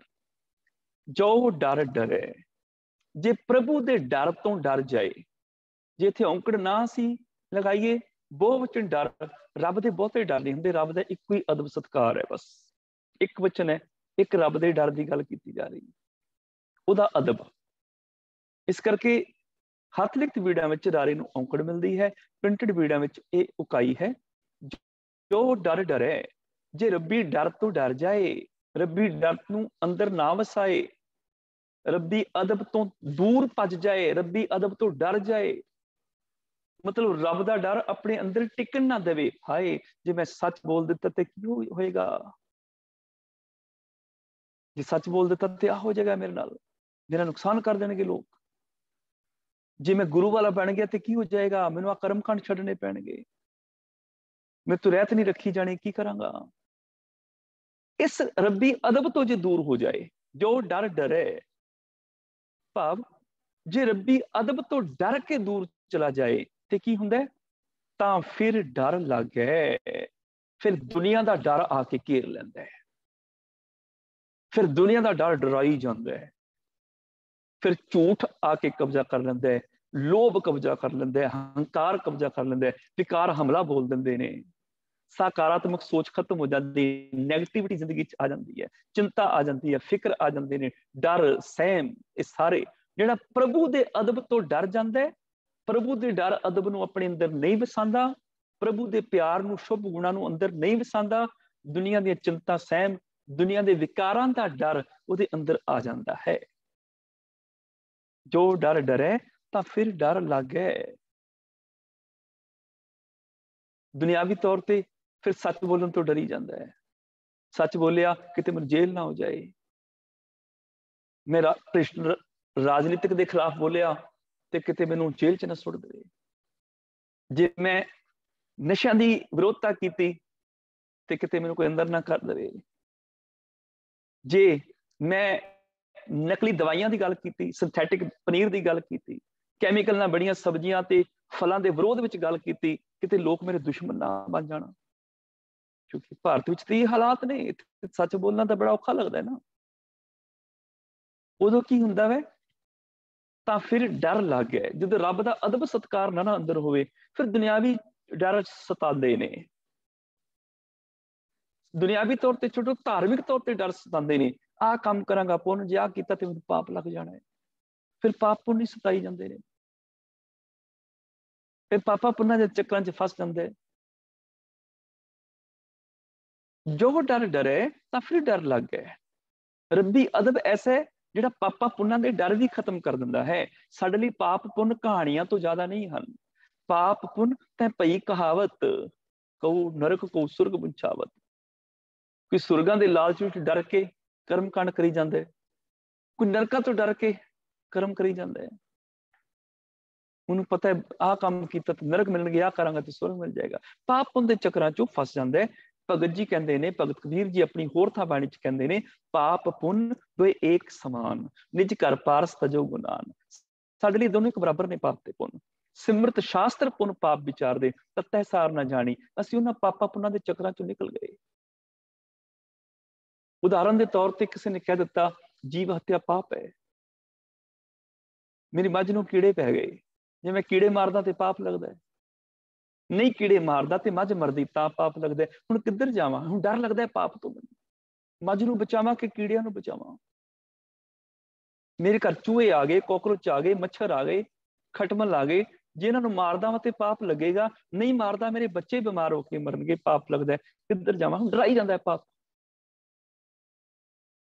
ਮੇਰੀਆਂ ਫਸਲਾਂ ਵਿੱਚ ਕੀੜੇ ਆ ਗਏ, ਜੇ ਮੈਂ ਕੀਟਨਾਸ਼ਕ ਦਵਾਈਆਂ ਦਾ ਛਿੜਕਾਅ ਕਰਦਾ ਤੇ ਪਾਪ ਲੱਗਦਾ। ਨਹੀਂ ਛਿੜਕਾਅ ਕਰਦਾ ਤੇ ਫਸਲਾਂ ਮਰਨਗੀਆਂ ਤਾਂ ਪਾਪ ਲੱਗਦਾ ਹੈ। ਲੋਕ ਭੁੱਖੇ ਮਰਨਗੇ ਤਾਂ ਪਾਪ ਲੱਗਦਾ ਹੈ। ਕਿੱਧਰ ਨੂੰ ਜਾਵਾਂ? ਫਿਰ ਤੇ ਮੈਂ ਸਾਹ ਵੀ ਨਹੀਂ ਲੈ ਸਕਦਾ, ਕਿਉਂਕਿ ਸਾਹ ਲੈਣਾ ਹਜ਼ਾਰਾਂ ਲੱਖਾਂ ਕਰੋੜਾਂ ਕੀਟਾਣੂ ਅੰਦਰ ਚਲੇ ਜਾਂਦੇ ਨੇ, ਜਿੰਦੇ ਜੀਵਾਣੂ ਅੰਦਰ ਚਲੇ ਜਾਂਦੇ ਨੇ, ਉਹ ਮਰ ਜਾਂਦੇ ਨੇ। ਜਦੋਂ ਸਾਹ ਛੱਡਦਾ, ਮੇਰੀ ਬਦਬੂ ਭਰੀ ਗਰਮ ਹਵਾ ਦੇ ਨਾਲ ਬਾਹਰ ਅਰਬਾਂ ਖਰਬਾਂ ਜੀਵ ਉਹ ਮਰ ਜਾਂਦੇ ਨੇ। ਕਿੰਨੇ ਕੀਟਾਣੂ, ਕਿੰਨੇ ਬੈਕਟੀਰੀਆ ਮਰ ਜਾਂਦੇ ਨੇ, ਕਿੰਨੇ ਛੋਟੇ ਛੋਟੇ ਜੀਵ ਮਰ ਜਾਂਦੇ ਨੇ। ਫਿਰ ਤੇ ਸਾਹ ਲੈਣਾ ਮੈਨੂੰ ਔਖਾ ਲੱਗੇਗਾ। ਫਿਰ ਮੈਨੂੰ ਜੈਨੀ ਬਣਨਾ ਪਏਗਾ ਇਸ ਪਾਪ ਤੋਂ ਡਰ ਕੇ। ਫਿਰ ਮੂੰਹ ਦੇ ਉੱਤੇ ਮੈਂ ਪੱਟੀ ਲੈ ਲਵਾਂਗਾ। ਡਰ ਹੈ ਨਾ। ਜਰਾ ਕੁਝ ਨਾ ਹੱਥ ਝਟਕਿਆ, ਅਰਬਾਂ ਖਰਬਾਂ ਸੈੱਲ ਸਾਡੇ ਮਰ ਗਏ। ਪਾਪ ਹੈ। ਕਿੱਥੇ ਜਾਵਾਂ? ਹੁਣ ਹੱਥ ਵੀ ਨਹੀਂ ਝਟਕ ਸਕਦਾ, ਮੈਨੂੰ ਤੇ ਬੁੱਤ ਬਣ ਕੇ ਖੜਾ ਰਹਿਣਾ ਪਏਗਾ ਵੀ ਬਿਨਾਂ ਸਾਹ ਤੋਂ। ਫਿਰ ਪਾਪ ਘੇਰਦੇ ਨੇ ਪਾਪ। ਤਿੰਨ ਚੀਜ਼ਾਂ ਯਾਦ ਰੱਖੋ। ਜਿਹੜਾ ਮੈਂ ਕੰਮ ਕਰਨ ਲੱਗਿਆ, ਜਿਸ ਕੰਮ ਦੇ ਨਾਲ ਮੇਰਾ ਨੁਕਸਾਨ ਹੈ ਤੇ ਉਹ ਪਾਪ ਹੈ। ਤੇ ਜਿਹਨੇ ਮੈਨੂੰ ਇਹ ਕੰਮ ਕਰਨ ਨੂੰ ਕਿਹਾ, ਜੇ ਉਹਦਾ ਨੁਕਸਾਨ ਵਿੱਚ ਹੋ ਰਿਹਾ ਤੇ ਤਾਂ ਵੀ ਪਾਪ ਹੈ। ਤੇ ਜਿਹਨੇ ਮੈਨੂੰ ਕੰਮ ਕਰਨ ਨੂੰ ਕਿਹਾ, ਮੇਰਾ ਵੀ ਫਾਇਦਾ ਹੈ, ਜਿਹਨੇ ਕਰਨ ਨੂੰ ਕਿਹਾ ਉਹਦਾ ਵੀ ਫਾਇਦਾ ਹੈ, ਪਰ ਬਾਕੀ ਸਮਾਜ ਦਾ ਨੁਕਸਾਨ ਹੈ, ਬਾਕੀ ਕਿਸੇ ਤੀਜੇ ਬੰਦੇ ਦਾ ਨੁਕਸਾਨ ਹੈ, ਕਿਸੇ ਪਸ਼ੂ ਪੰਛੀ ਦਰਖਤ ਕਿਸੇ ਹੋਰ ਚੀਜ਼ ਦਾ ਨੁਕਸਾਨ ਹੈ। ਜੇ ਬਾਕੀ ਸਮਾਜ ਦਾ ਨੁਕਸਾਨ ਹੈ ਤੇ ਫਿਰ ਵੀ ਪਾਪ ਹੈ। ਪਰ ਜਿਹੜਾ ਕੰਮ ਕੀਤਿਆਂ ਮੇਰਾ ਵੀ ਭਲਾ ਹੈ, ਜਿਹਨੇ ਕਰਨ ਨੂੰ ਕਿਹਾ ਉਹਦਾ ਵੀ ਭਲਾ ਹੈ, ਸਮਾਜ ਦਾ ਵੀ ਭਲਾ ਹੈ, ਉਹ ਕੰਮ ਪੁੰਨ। ਆਮ ਤੌਰ ਤੇ ਦੀ ਵਿਆਖਿਆ ਇਦਾਂ ਕੀਤੀ ਜਾਂਦੀ ਹੈ, ਭਾਵ ਨੇਕੀ ਵਾਲਾ ਕੰਮ ਜਿਹਦੇ ਨਾਲ ਆਪਣਾ ਤੇ ਸਮਾਜ ਦਾ ਭਲਾ ਹੈ ਉਹ ਪੁੰਨ, ਜਿਹਦੇ ਨਾਲ ਆਪਣਾ ਤੇ ਸਮਾਜ ਦਾ ਨੁਕਸਾਨ ਉਹ ਪਾਪ। ਪਰ ਇਹਦੇ ਲਈ ਵਿਵੇਕ ਬੁੱਧ ਵਰਤਣੀ ਪਏਗੀ। ਗੁਰੂ ਜੀ ਨੇ ਤਾਂ ਹੀ ਬੜਾ ਸਪਸ਼ਟ ਵਚਨ ਕਰ ਦਿੱਤਾ ਕਿ ਜਿਸ ਜ਼ਿੰਦਗੀ 'ਚ ਧਰਮ ਆ ਜਾਏ ਨਾ, ਧਰਮ ਮੈਨੇ ਸੱਚ ਦੇ ਆਧਾਰ ਤੇ ਆਪਣੇ ਫਰਜ਼ਾਂ ਨੂੰ ਪੂਰਾ ਕਰਨ ਦਾ ਨਾਮ ਹੈ ਧਰਮ।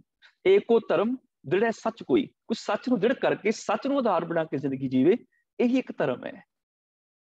ਜਦੋਂ ਕੋਈ ਧਰਮ ਕਰਦਾ ਤੇ ਇਹ ਪੁੰਨ ਹੈ, ਜੇ ਧਰਮ ਕੋਈ ਨਹੀਂ ਕਰ ਰਿਹਾ ਤੇ ਪਾਪ ਹੈ। ਨਹਿ ਬਿਲੰਬ ਧਰਮੰ, ਧਰਮ ਕਰਦਿਆਂ ਬਿਲੰਬ ਮੈਨੇ ਦੇਰ ਨਾ ਕਰੋ, ਨਹਿ ਬਿਲੰਬ ਦੇਰੀ ਨਾ ਕਰੋ। ਧਰਮੰ, ਜਦੋਂ ਧਰਮ ਕਰਨਾ ਹੈ ਨਾ, ਸੱਚ ਦੇ ਆਧਾਰ ਤੇ ਆਪਣੇ ਫਰਜ਼ ਪੂਰੇ ਕਰਨੇ ਨੇ, ਆਪਣੇ ਪ੍ਰਤੀ, ਪਰਿਵਾਰ ਪ੍ਰਤੀ, ਸਮਾਜ ਦੇ ਪ੍ਰਤੀ, ਕੁਦਰਤ ਦੇ ਪ੍ਰਤੀ, ਉਦੋਂ ਦੇਰ ਨਾ ਕਰੋ। ਬਿਲੰਬ ਪਾਪੰ, ਆਮ ਤੌਰ ਤੇ ਇਹਦਾ ਅਰਥ ਲਿਖਿਆ ਮਿਲਦਾ ਹੈ ਕਿ ਪਾਪ ਕਰਨ ਵਿੱਚ ਦੇਰ ਕਰ ਲਓ। ਇਹਦਾ ਮਤਲਬ ਤੇ ਬਣਿਆ ਵੀ ਕਰ ਲਓ, ਭਾਵੇਂ ਦੇਰ ਨਾਲ ਕਰ ਲਓ, ਹੁਣ ਨਹੀਂ ਸ਼ਾਮੀ ਕਰ ਲਿਓ, ਅੱਜ ਨਹੀਂ ਤੇ ਕੱਲ ਕਰ ਲਿਓ। ਪਰ ਇਹਦੇ ਆ ਅਰਥ ਜ਼ਿਆਦਾ ਟੁਕਦੇ ਨਜ਼ਰ ਆਣਗੇ। ਨਹਿ ਬਿਲੰਬ ਧਰਮੰ, ਧਰਮ ਕਰਨ ਚ ਦੇਰ ਨਾ ਕਰਿਓ। ਬਿਲੰਬ ਪਾਪੰ, ਇਹ ਬਿਲੰਬ ਜਿਹੜੀ ਦੇਰ ਹੈ ਨਾ ਧਰਮ ਕਰਨ ਵਿੱਚ ਕੀਤੀ ਹੋਈ, ਉਸ ਦਾ ਨਾਮ ਪਾਪ ਹੈ। ਜਿੰਨਾ ਚਿਰ ਧਰਮ ਨਹੀਂ ਕਰ ਰਹੇ, ਸਾਡਾ ਦੇਖਣਾ, ਬੋਲਣਾ, ਸੁਣਨਾ ਸਭ ਪਾਪ ਹੀ ਹੋ ਰਿਹਾ। ਜਿੰਨਾ ਚਿਰ ਧਰਮ ਨਹੀਂ ਕਰ ਰਹੇ, ਜਿੰਨਾ ਚਿਰ ਸੱਚ ਦੇ ਬੇਸ ਤੇ ਆਪਣੇ ਫਰਜ਼ ਨਹੀਂ ਪੂਰੇ ਕਰ ਰਹੇ, ਅਸੀਂ ਦੁਨੀਆ ਤੇ ਆ ਕੇ ਪਾਪ ਹੀ ਤੇ ਕਮਾ ਰਹੇ ਹਾਂ। ਤੇ ਫਿਰ ਪੁੰਨ ਕਿਹੜਾ ਹੋਇਆ? कल मैं एहो पुन गुण गोबिंद गाहे। जिदन गोबिंद के गुणा नूं गा लवांगे, रब्बी गुणा नूं धारण कर लवांगे, दया सत संतोख धीरज आदक नूं, ये पुन हो जाएगा। जो डर डरे तो फिर डर लग गए। जो मैं रब्बी अदब तो रब्बी गुणा तो डरांगा, अपने अंदर दया धर्म धीरज नहीं लैके आवांगा, निम्रता मिठास नहीं लैके आवांगा, निर्वैरता नहीं लैके आवांगा, निरपैता नहीं लैके आवांगा, तो फिर डर लग गए। फिर विकारां दे डर मैनूं हो लैणगे, फिर क्रोध आ जाएगा, लोभ आ जाएगा, हंकार डराएगा, निंदा चुगली डराएगी। जो डर डरे तो फिर डर लग गए। निडर हुआ डर उर हुए भागे। निडर हुआ, जिस दिन निडर हो जाता है, डर उर होए, उर मैंने हिरदा, होए मैंने होवे। डर जे हिरदे च थोड़ा बहुता किते होवे भी ना, माड़ा मोटा किसी पाप पुन दा डर, थोड़ा बहुता डर किसी चीज का, ते उथों निडर हो जाता है, वह भी पाप निकल जाते हैं, वह भी डर निकल जाते हैं। निडर हुआ, जो निडर अवस्था विच आ जाता है, रब्बी अदब च जिंदगी जीवन लग जाता है। डर उर हुए भागे। जो डर थोड़ा बहुता हिरदे च होवे, भाग्या मैंने वह भी दौड़ जाता है। पर जिंदगी च डर नाम की चीज ही नहीं रहिंदी। डर दौड़ जाता है, भाग्या मैंने भज जाता है। आम कहावत है ना कि जे बंदा भजदा है तो डरदा है, ਜਾਂ बंदा डरदा है तो तां भजदा है। जे बंदा भजदा है तो तां डरदा वे, ਜਾਂ ਜਦੋਂ बंदा डरदा है तो तां भजदा वे। ਤੇ आम तौर पर यह कहा जाता है कि जो बंदा डरदा है ना फिर भजदा है, पर यह गल ठीक नहीं है। असल में जो बंदा भजदा है ना तां डरदा है। जे किते हिम्मत करके खलो जाए, पिछे मुड़ के देख ले, फिर डर नहीं लगेगा। हिम्मत करके खलो जाए, बस अड़ जाए, फिर कोई डर डरा नहीं सकता। उन्ना चिर डरदा जिन्ना चिर भजदा है। जिदन भजना छड़ के हिम्मत करके खलो जाता है, डर खत्म हो जाता है। उदों डर का मुकाबला करता है, फिर ताकतवर हो जाता है। साडे देश विच किन्ने लोग डर के भजदे रहे, जो विदेशी हमलावरां ने हमले किए, उन्हां दे अगे डर के भजदे रहे। देश गुलामी की जंजीरां च जकड़िया गया, पर गुरु के सिख ने गुरु का उपदेश लिया सी। गुरु के उपदेश के सदका गुरु का सिख सी निरभाओ, वो डर दे अगे अड़ के खलो गया। वो किसी जालम हमलावर तो डरिया नहीं, किसी जालम तो डरिया नहीं, वो अड़ के खलो गया, डरिया नहीं। जो अड़ के खलो गया तो डर खत्म हो गया, वो निरभाव हो गया, ते पूरे का पूरा देश आजाद हो गया। गुरु साहब तो लैके 1947 तक किन्नियां गुरु के सिखा ने डर छड़ के हिम्मत नाल खलो के अड़ गए ते जालम का मुकाबला किया। उन्होंने डर मुक गए, मौत भी नहीं डरा सकी उन्होंने। जदों मनुख रब्बी रजा विच आ जाता है, रब्बी अदब च आ जाता है, रब्बी सच विच जिंदगी जीवन लग जाता है, फिर झूठ तो डरदा नहीं है, फिर जालमां तो डरदा नहीं है। छोटे मोटे डर उहदे अंदरों निकल जाते हैं।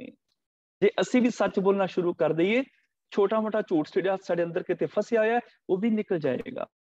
जे असी भी प्रेम करना शुरू कर दईए, अंदरों साडे किते लुकी हुई ईर्खा नफरत बदले की भावना वो निकल जाएगी, खत्म हो जाएगी। जे गुरु की बाणी मुताबक रब का अदब अंदर ले आइए, दुनिया के डर मुक जाएंगे। निडर हुआ डर उर होए भागे।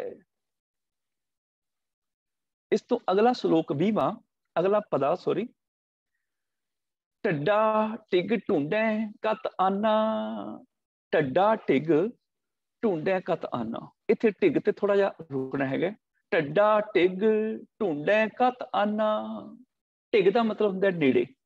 हुण ढड्डे अखर दे राही भगत कबीर जी अगला उपदेश कर रहे हैं। टिग मैंने नेड़े, ढूंढे ढूंढे मैंने लभ रहे हैं तू, कत मैंने किथे, आना मैंने होर होर थावां ते। ढड्डा ढड्डा अखर कह रहा टिग, जो ढड्डा अखर आवे टिग नूं याद कर ले। टिग मैंने नेड़े, प्रभु नेड़े है मेरे। ढूंढे कत आना, तू होर होर थावां ते क्यों लभ रहे हैं। फरीदा जंगल जंगल क्या पवे, वन कड्डा मोड़े, वसी रब ही आली है। जंगल क्या ढूंढे, ढूंढे कत आना, क्यों जंगलों च ढूंढदा फिरदा है, क्यों आसमानां विचों खोजदा फिरदा है, क्यों पतालां चों खोजदा फिरदा है, क्यों जंगलां पहाड़ां चों खोजदा फिरदा है, क्यों गुफावां भोरियां मट्ठां इन्हां विचों खोजदा फिरदा है। ढूंढे कत आना, आप आना मैंने होर थां ते कत मैंने किथे किथे होर थां ते, जे तेरे कोल ही है होर थां ते क्यों लभ रहे हैं? मेरे पिता जी मेरे कोल बैठे ने ते मैं घर छड़ के बाहरों लभण चला जावां, लोग मैनूं सियाणा कहणगे। मेरा प्रभु मेरे नेड़े बैठा ते मैं उन्होंने छड़ के जंगल पहाड़ चला जाना। मेरे बुजुर्ग मापे के रूप च मेरा रब बैठा है, मैं उन्होंने छड़ के जंगल चला जाना खोजण वास्ते। मेरी पत्नी मेरे बच्चों के रूप च, मेरे गवांढियों के रूप च मेरा रब मेरे नाल बैठा है, पर मैं उन्होंने रब नूं छड़ के जंगल पहाड़ खोजण चला जाना। उते नाल सी मेरे फरीदा खालक खलक में, खलक वसै रब माहे। खालक खलकत विच है, खलकत विच ही रब है। बंदा किस नूं आखिए जां तिस बिन कोई ना है, उहदे तो बिना है ही कोई। ढड्डा टिग ढूंढे कत आना, ढड्डा ढड्डे अखर दे ने उपदेश है, ढिग वो तेरे नेड़े है, ढूंढे कत आना, तू होर होर थावां ते क्यों लभदा फिरदा है? ढूंढत ही टह गए प्राणा, ढूंढत ही मैंने लभदिया लभदिया ही टह गए, टह गए मैंने थक गए, खत्म हो गए। प्राणा मैंने प्राण, प्राण थक गए, मौत आ गई, रब नहीं लभ्या। बंदा जिंदगी भर भटक भटक के मर भी गया, जब लभदा लभदा थक गया, परेशान हो गया, परेशान हो जाता है, मर जाता है, प्राण थक जाते हैं। पर बिना समझ तो बंदा लभी जा रहा है, किते जंगलों च, किते पहाड़ों च, कि मैं जप तप करांगा जाके, फिर एक दिन स्वर्ग मिलेगा, उत्थे रब बैठा होगा बड़ा सारा आसन ढा के, बड़ा सारा सिंहासन ला के कुर्सी ते बैठा होगा। क्या जप, क्या तप, क्या व्रत पूजा, जाके हृदय भाव है दूजा। वो जप, वो तपस्या किस अर्थ, जे अंदर ही भाव दूजा है, द्वेष प्यार है कि ये मेरे दुश्मन ने, ये मेरे विरोधी ने, इन्हां नूं छड़ के मैं जंगल पहाड़ चों रब लभण जावां, द्वेष भाव है ना, ये अपना है बेगाना, रब कित्थों देखेगा? रब दा नजर नहीं आएगा ना। ਅਸੀਂ ਕਹਿੰਦੇ ਆ ਥੱਕਦੇ ਨਹੀਂ ਆ, ਸਭ ਗੋਬਿੰਦ ਹੈ, ਸਭ ਗੋਬਿੰਦ ਹੈ, ਗੋਬਿੰਦ ਬਿਨ ਨਹੀਂ ਕੋਈ। ਅਸੀਂ ਕਹਿੰਦੇ ਆ ਥੱਕਦੇ ਨਹੀਂ ਆ ਕਿ ਸਾਰਿਆਂ 'ਚ ਰੱਬ ਹੈ, ਪਰ ਜਦੋਂ ਰਿਐਲਿਟੀ ਦੇਖਦੇ ਆ ਆਪਣੀ ਜ਼ਿੰਦਗੀ ਦੀ, ਅਸੀਂ ਕਹਿੰਦੇ ਆ ਮੇਰਾ ਦੁਸ਼ਮਣ ਮਰ ਜਾਏ, ਅਸੀਂ ਕਹਿੰਦੇ ਆ ਬਸ ਮੇਰੇ ਦੁਸ਼ਮਣ ਦੇ ਘਰ ਦੇ ਉੱਤੇ ਬੰਬ ਐਸਾ ਡਿੱਗੇ ਉਹਦਾ ਘਰ ਤਬਾਹ ਹੋ ਜਾਏ। ਕਿੱਥੇ ਗਿਆ ਸਭ ਗੋਬਿੰਦ ਹੈ? ਕਹਿੰਦੇ ਕੁਝ ਹੋਰ ਆ, ਕਰਦੇ ਕੁਝ ਹੋਰ ਆ। ਅਸੀਂ ਕਹਿੰਦੇ ਤੇ ਆ ਵੀ ਰੱਬ ਸਾਰਿਆਂ ਵਿੱਚ ਹੈ, ਕਰਦੇ ਆ ਵੀ ਸਾਰੇ ਮੇਰੇ ਦੁਸ਼ਮਣ ਨੇ, ਬਸ ਮੇਰਾ ਪਰਿਵਾਰ ਹੀ ਸੁਖੀ ਹੋਵੇ, ਬਾਕੀ ਸਾਰੇ ਜਾਣ ਕੁਛ।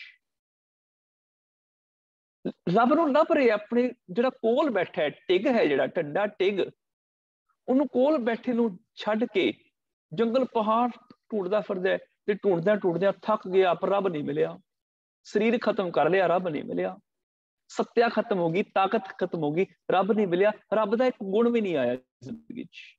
ਢੂੰਡਤ ਹੀ ਟਹਿ ਗਏ ਪ੍ਰਾਣਾ, ਪ੍ਰਾਣ ਥੱਕ ਗਏ, ਸਰੀਰ ਥੱਕ ਗਿਆ ਢੂੰਡਦਿਆਂ ਢੂੰਡਦਿਆਂ, ਪਰ ਉਹ ਰੱਬੀ ਗੁਣ ਇੱਕ ਵੀ ਪੈਦਾ ਨਹੀਂ ਹੋਇਆ, ਰੱਬ ਅੰਦਰੋਂ ਪ੍ਰਗਟ ਹੋਇਆ ਹੀ ਨਹੀਂ। ਚੜ ਸਮੇਰ ਢੂੰਡ ਜਬ ਆਵਾ, ਇੱਥੇ ਆਵਾ ਪਾਠ ਨਹੀਂ ਕਰਨਾ, ਆਵਾ ਮੈਨੇ ਆ ਗਿਆ। ਚੜ ਚੜ ਕੇ, ਸਮੇਰ ਸਮੇਰ ਤੇ, ਢੂੰਡ ਢੂੰਡ ਕੇ, ਇੱਥੇ ਸਾਰੇ ਕਾਰ ਕੇ ਅਰਥ ਦੇਣਗੇ ਸਿਆਰੀ ਹੋਣ ਕਰਕੇ।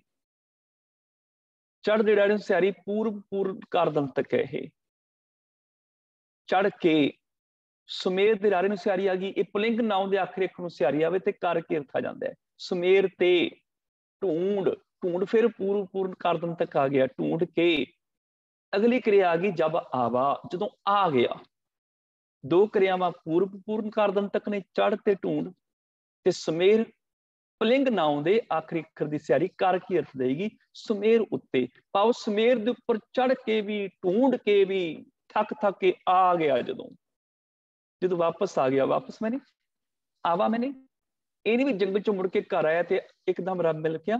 ਆਵਾ ਮੈਨੇ ਜਦੋਂ ਆਪਣੇ ਅੰਦਰ ਆ ਗਿਆ, ਜਦੋਂ ਆਪਣੇ ਅੰਦਰ ਦੀ ਖੋਜ ਕੀਤੀ, ਜਦੋਂ ਆਪਣੇ ਅੰਦਰ ਦੀ ਵਿਚਾਰ ਕੀਤੀ, ਸੈਲਫ ਐਨਾਲਿਸਿਸ ਕੀਤਾ, ਜਦੋਂ ਆਪਣੇ ਅੰਦਰ ਨੂੰ ਖੋਜਿਆ, ਜਾਂਚ ਪੜਤਾਲ ਕੀਤੀ, ਤੇ ਇੱਕ ਗੱਲ ਸਮਝ ਆਈ, ਮਨ ਤੂੰ ਜੋਤ ਸਰੂਪ ਹੈ, ਆਪਣਾ ਮੂਲ ਪਛਾਣ, ਮਨ ਹਰ ਜੀ ਤੇਰੇ ਨਾਲ ਹੈ। ਜਦੋਂ ਪਹਾੜਾਂ ਤੇ ਚੜ ਕੇ ਨਹੀਂ ਰੱਬ ਮਿਲਿਆ, ਫਿਰ ਉਤਰ ਆਇਆ ਆਪਣੇ ਅੰਦਰ,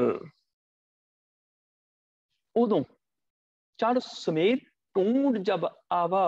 ਮਨੁੱਖ 10 ਦਿਸ਼ਾਵਾਂ 'ਚ ਤੇ ਖੋਜਦਾ ਹੈ, 11ਵੀਂ ਦਿਸ਼ਾ 'ਚ ਕਦੀ ਗਿਆ ਨਹੀਂ।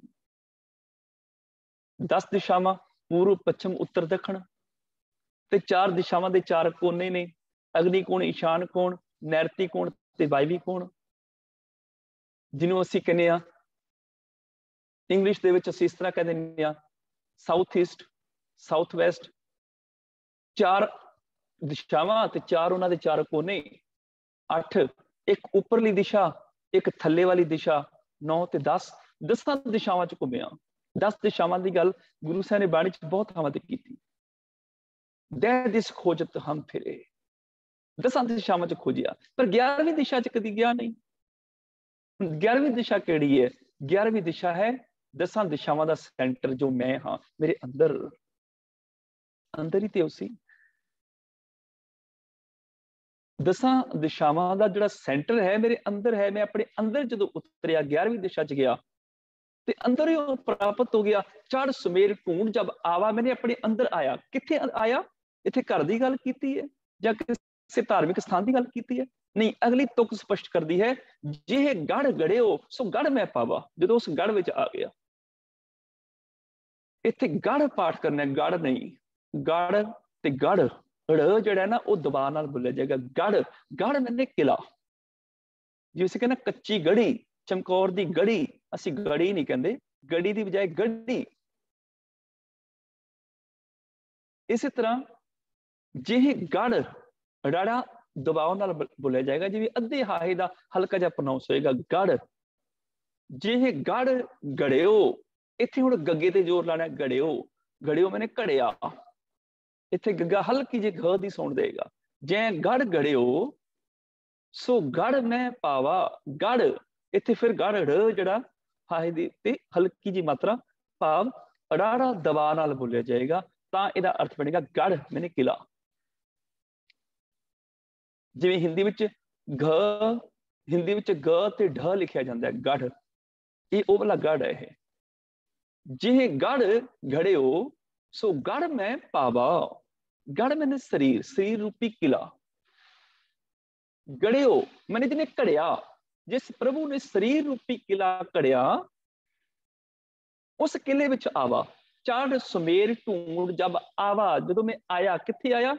ਉਸ ਗੜ ਦੇ ਵਿੱਚ। ਜੇ ਗੜ ਗੜਿਓ ਸੋ ਗੜ ਮੈਂ ਪਾਵਾ, ਜੇ ਸਰੀਰ ਰੂਪੀ ਕਿਲੇ ਨੂੰ ਪ੍ਰਭੂ ਨੇ ਘੜਿਆ, ਉਹਦੇ ਵਿੱਚ ਮੈਂ ਉਹਨੂੰ ਲੱਭ ਲਿਆ। ਉਹਦੇ ਵਿੱਚ ਹੀ ਉਹ ਬੈਠਾ ਹੋਇਆ ਸੀ, ਮੇਰੇ ਸਰੀਰ ਗੜ ਦੇ ਵਿੱਚ ਹੀ ਅੰਦਰ ਸੀ। ਉਹ ਸੱਚ ਦੇ ਰੂਪ ਚ ਅੰਦਰ ਹੀ ਸੀ, ਸੰਤੋਖ ਦੇ ਰੂਪ ਚ ਅੰਦਰ ਬੈਠਾ ਸੀ, ਧਰਮ ਦੇ ਰੂਪ ਚ ਅੰਦਰ ਸੀ, ਦਇਆ ਦੇ ਰੂਪ ਚ ਅੰਦਰ ਬੈਠਾ ਸੀ, ਨਿਮਰਤਾ, ਨਿਰਵੈਰਤਾ, ਨਿਰਭੈਤਾ ਦੇ ਰੂਪ ਚ ਅੰਦਰ ਹੀ ਸੀ, ਬਖਸ਼ਿੰਦਗੀ ਦੇ ਰੂਪ ਚ ਅੰਦਰ ਹੀ ਸੀ। ਉਹ ਅੰਦਰ ਹੀ ਤੇ ਸੀ ਉਹ। ਸੋ ਗੜ ਮੈਂ ਪਾਵਾ, ਉਹਨੂੰ ਆਪਣੇ ਗੜ ਵਿੱਚੋਂ, ਆਪਣੇ ਸਰੀਰ ਘਰ ਵਿੱਚੋਂ ਲੱਭ ਲਿਆ। 2 ਤਰ੍ਹਾਂ ਦੇ ਲੋਕ ਹੋਏ ਨੇ। ਇੱਕ ਉਹ ਲੋਕ ਨੇ ਜਿਨ੍ਹਾਂ ਨੇ ਦੇਖਿਆ ਰੱਬ ਦਾ ਮੰਦਿਰ ਬਣਿਆ ਹੋਇਆ, ਮੰਦਿਰ ਦੇ ਅੰਦਰ ਭਗਵਾਨ ਹੈ, ਮੰਦਿਰ ਦੇ ਆਲੇ ਦੁਆਲੇ ਵੱਡੀਆਂ ਵੱਡੀਆਂ ਦੀਵਾਰਾਂ ਨੇ, ਤੇ ਲੋਕ ਚਾਹੁੰਦੇ ਨੇ ਉਹ ਦੀਵਾਰਾਂ ਨੂੰ ਕੋਈ ਮੱਥੇ ਟੇਕ ਰਿਹਾ ਹੈ, ਕੋਈ ਦੀਵਾਰਾਂ ਅੱਗੇ ਪੈਸੇ ਚੜਾ ਰਿਹਾ ਹੈ, ਕੋਈ ਦੀਵਾਰਾਂ ਅੱਗੇ ਦੁੱਧ ਚੜਾ ਰਿਹਾ ਹੈ, ਕੋਈ ਦੀਵਾਰਾਂ ਦੀ ਪਰਿਕਰਮਾ ਕਰਕੇ ਮੱਥੇ ਟੇਕ ਰਿਹਾ ਹੈ। ਇੱਕ ਲੋਕ ਉਹ ਸਨ। ਦੂਜੇ ਲੋਕ ਉਹ ਸਨ ਜਿਨ੍ਹਾਂ ਦੇਖਿਆ ਹੈ ਦੀਵਾਰਾਂ ਤੇ ਰੁਕਾਵਟ ਨੇ ਭਗਵਾਨ ਤੱਕ ਪਹੁੰਚਣ ਦੀਆਂ, ਦੀਵਾਰਾਂ ਤੇ ਰੁਕਾਵਟ ਨੇ, ਲੋਕ ਤੇ ਅੰਦਰ ਭਗਵਾਨ ਤੱਕ ਜਾ ਹੀ ਨਹੀਂ ਰਹੇ, ਦੀਵਾਰਾਂ 'ਚ ਹੀ ਉਲਝ ਗਏ। ਦੂਜੀ ਕਿਸਮ ਦੇ ਉਹ ਲੋਕ ਨੇ ਜਿਨ੍ਹਾਂ ਨੇ ਹੱਥ 'ਚ ਕੁਦਾਲਾਂ ਫੜ ਕੇ ਉਹਨਾਂ ਦੀਵਾਰਾਂ ਨੂੰ ਤੋੜਨਾ ਸ਼ੁਰੂ ਕਰ ਦਿੱਤਾ। ਦੀਵਾਰਾਂ ਨੂੰ ਤੋੜਦਿਆਂ ਇੱਕ ਦੀ ਦੀਵਾਰਾਂ ਨੂੰ ਪੂਜਦਿਆਂ ਉਮਰ ਲੰਘ ਗਈ, ਦੂਜੀ ਦੀ ਦੀਵਾਰਾਂ ਨੂੰ ਤੋੜਦਿਆਂ ਉਮਰ ਲੰਘ ਗਈ। ਅੰਦਰ ਭਗਵਾਨ ਤੱਕ ਕੋਈ ਵੀ ਨਹੀਂ ਪਹੁੰਚਿਆ।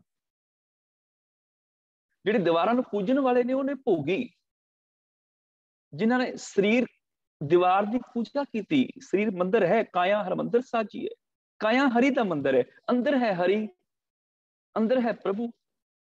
ਕਾਇਆ ਇਹ ਸਰੀਰ ਹੈ ਉਹਦਾ, ਮੰਦਿਰ ਦੀਆਂ ਦੀਵਾਰਾਂ। ਇਹਨੂੰ ਪੂਜਿਆ, ਇਹਨੂੰ ਵਧੀਆ ਭੋਜਨ ਲਿਆ ਕੇ ਦਿੱਤਾ, ਵਧੀਆ ਕੱਪੜੇ ਲਿਆ ਕੇ ਦਿੱਤੇ, ਵਧੀਆ ਘਰ ਲਿਆ ਕੇ ਦਿੱਤਾ, ਕਾਰ ਕੋਠੀ ਲਿਆ ਕੇ ਦਿੱਤੀ, ਲਗਜ਼ਰੀ ਚੀਜ਼ਾਂ ਲਿਆ ਕੇ ਦਿੱਤੀਆਂ, ਬੜੀ ਪੂਜਾ ਕੀਤੀ ਇਹਦੀ। ਸਰੀਰ ਤੱਕ ਉਲਝ ਗਏ। ਦੂਜੀ ਉਹ ਸਨ ਜਿਹਨੇ ਦੇਖਿਆ ਵੀ ਸਰੀਰ ਰੁਕਾਵਟ ਹੈ, ਅੰਦਰ ਭਗਵਾਨ ਤੱਕ ਬੰਦਾ ਪਹੁੰਚਦਾ ਨਹੀਂ, ਉਹ ਸਰੀਰ ਨੂੰ ਤੋੜਨ ਤੇ ਲੱਗ ਗਏ। ਉਹਨਾਂ ਵਰਤ ਰੱਖਿਆ, ਸਰੀਰ ਨੂੰ ਭੁੱਖਾ ਰੱਖ ਕੇ ਦੁੱਖ ਦਿੱਤਾ, ਅੱਗ ਬਾਲ ਕੇ ਵਿਚਕਾਰ ਬਹਿ ਕੇ ਸਰੀਰ ਨੂੰ ਸਾੜਨ ਲੱਗ ਗਏ, ਕੰਡਿਆਂ ਦੇ ਉੱਪਰ ਚੌਂਕੜਾ ਮਾਰ ਕੇ ਬਹਿ ਗਏ, ਠੰਡੇ ਪਾਣੀ 'ਚ ਕਲਾਦੇ ਭਾਰ ਖਲੋ ਗਏ, ਉਲਟੇ ਲਟਕ ਗਏ, ਸਰੀਰ ਨੂੰ ਕਸ਼ਟ ਦਿੱਤੇ ਉਹਨਾਂ ਨੇ। ਅੰਦਰ ਭਗਵਾਨ ਤੱਕ ਵੀ ਨਹੀਂ ਪਹੁੰਚੇ।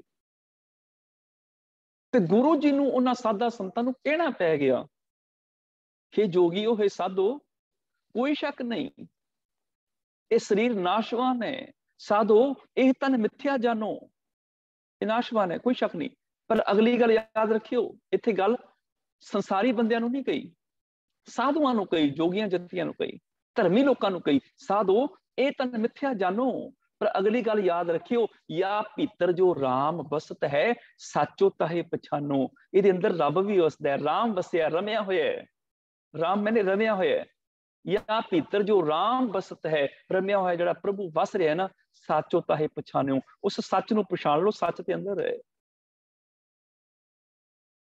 साचो ताहे पछाणो, सच नूं पछाण लो। जिस सच की खोज लई जंगल पहाड़ जा रहे हो, अंदर ही है, यही रब है, यही सच सबना का खसम है, यही सारे दा मालक है। इसे सच नाल जुड़ के तुसीं सचियार हो जाओगे।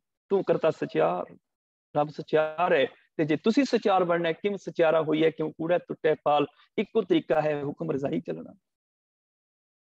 ਸਰੀਰ ਨਾਸ਼ਵਾਨ ਹੈ, ਕੋਈ ਸ਼ੱਕ ਨਹੀਂ। ਜਾਂ ਭੀਤਰ ਜੋ ਰਾਮ ਬਸਤ ਹੈ, ਸਾਚੋ ਤਾਹੇ ਪਛਾਨੋ। ਮਿੱਤਰ ਦਾ ਘਰ ਛੋਟਾ ਹੋਵੇ, ਝੌਂਪੜੀ ਹੋਵੇ, ਮਿੱਤਰ ਨਾਲ ਪਿਆਰ ਹੋਵੇ, ਤੇ ਉਹਦੀ ਝੌਂਪੜੀ ਨੂੰ ਢਾਹ ਥੋੜੇ ਦੇਈਦਾ। ਫਿਰ ਤੇ ਉਹਦੀ ਝੌਂਪੜੀ ਸਾਡੇ ਲਈ ਮਹਿਲ ਹੈ, ਕਿਉਂ? ਉਹਦੇ ਚ ਮੇਰਾ ਮਿੱਤਰ ਰਹਿੰਦਾ ਹੈ।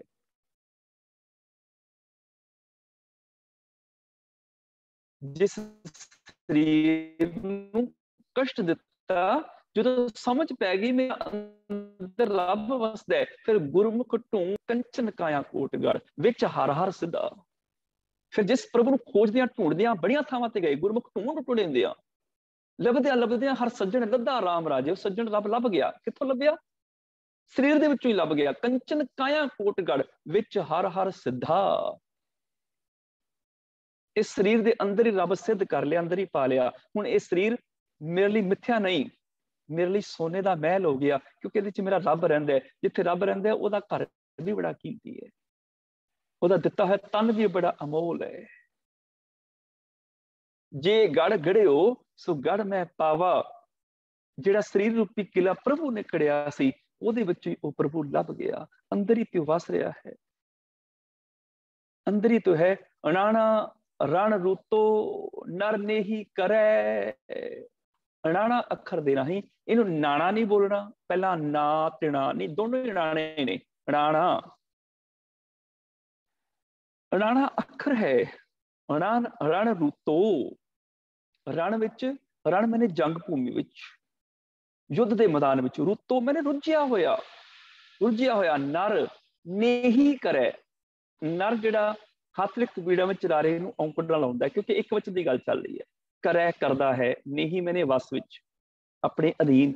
नर ने ही करे, जंग विच रुझा होया, जदों अपने मन नूं वस विच कर लैंदा है। राणा रण रूतो, रण विच रुझा होया। जंग जिवें लगी होवे, हर मनुख जंग च रुझिया होया है। कोई विकारां नाल जंग करिया, कोई किसी नाल। जिवें आ जंग लगी हुई है ना, रशिया ते यूक्रेन आपस च लड़ रहे ने। रशिया और यूक्रेन के उपर अटैक कर रहे हैं, और यूक्रेन अपने आप को डिफेंस कर रहे हैं। लड़ाई हो रही है। हुण केवल दो ही इनवॉल्व नहीं इस जंग दे विच। अमेरिका आखदा भी मैं तेरे नाल खड़ा, शक्ति बन के, तेनों हथियार मैं दिना, तेनों फौजां दिना, यह करदा। जिहड़े नाटो के मैंबर ने, कहंदे ने असीं सारे तेरे नाल हां, चिंता ना कर, देख लांगे इहनूं। जिवें आ जंग हो रही, इदां ही हर मनुख की जिंदगी जंग है, भावें वो दुनियावी तौर पर, भावें आत्मिक तौर पर। घरां च ही लोग लड़ी जाते हैं, पति पत्नी जिहड़े रशिया ते यूक्रेन बन के लड़ी जाते हैं।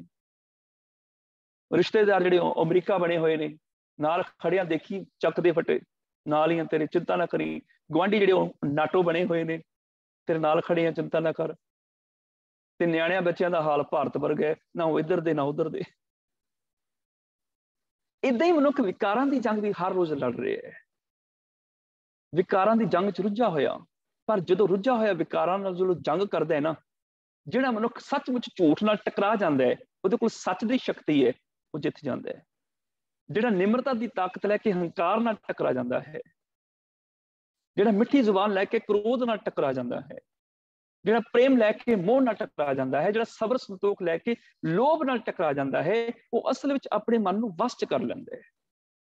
ਅਣਾਣਾ ਰਣ ਰੂਤੋ, ਅਣਾਣੇ ਅੱਖਰ ਰਾਹੀਂ ਭਗਤ ਜੀ ਸਮਝਾ ਰਹੇ ਨੇ, ਜੰਗ ਵਿੱਚ ਰੁੱਝਾ ਹੋਇਆ ਵਿਕਾਰਾਂ ਦੇ ਨਾਲ ਜਿਹੜਾ ਟਾਕਰਾ ਕਰ ਰਿਹਾ, ਬਕਾਇਦਾ ਜ਼ਿੰਦਗੀ ਇੱਕ ਜੰਗ ਦੀ ਤਰ੍ਹਾਂ ਇੱਥੇ ਵਿਕਾਰਾਂ ਨਾਲ ਟਾਕਰਾ ਕਰਨਾ ਪੈਣਾ।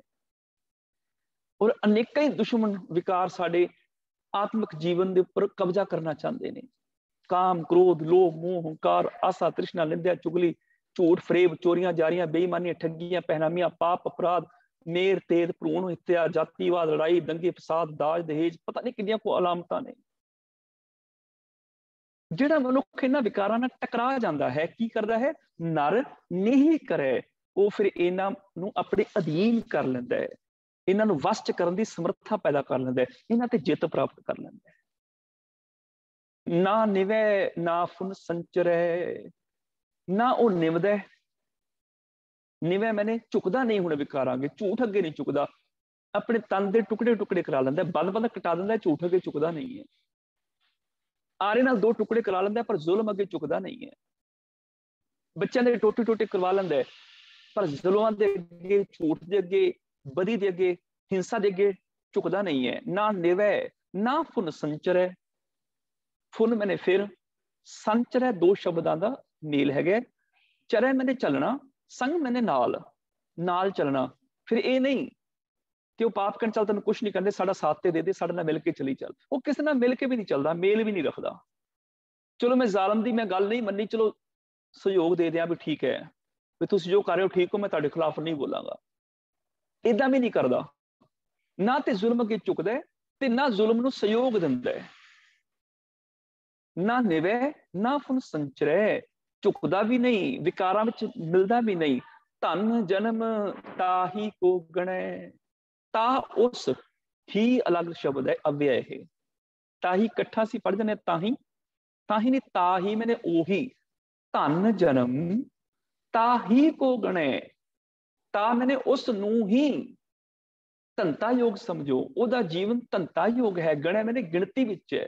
ਜਗਤ ਜਿਹੜਾ ਉਹਨੂੰ ਭਾਗਾਂ ਵਾਲਾ ਗਿਣਦਾ ਹੈ। ਕਿਹਨੂੰ? ਮਾਰੈ ਏਕੈ ਤਜ ਜਾਏ ਘਣੈ, ਮਾਰੈ ਏਕੈ, ਇੱਕ ਮਨ ਨੂੰ ਹੀ ਜਦੋਂ ਮਾਰ ਦਿੰਦਾ ਹੈ, ਵਿਕਾਰੀ ਮਨ ਨੂੰ ਖਤਮ ਕਰ ਦਿੰਦਾ ਹੈ, ਤਦ ਜਾਏ ਘਣੈ, ਬਹੁਤਿਆਂ ਨੂੰ ਵਸ ਚ ਕਰ ਲੈਂਦਾ ਹੈ।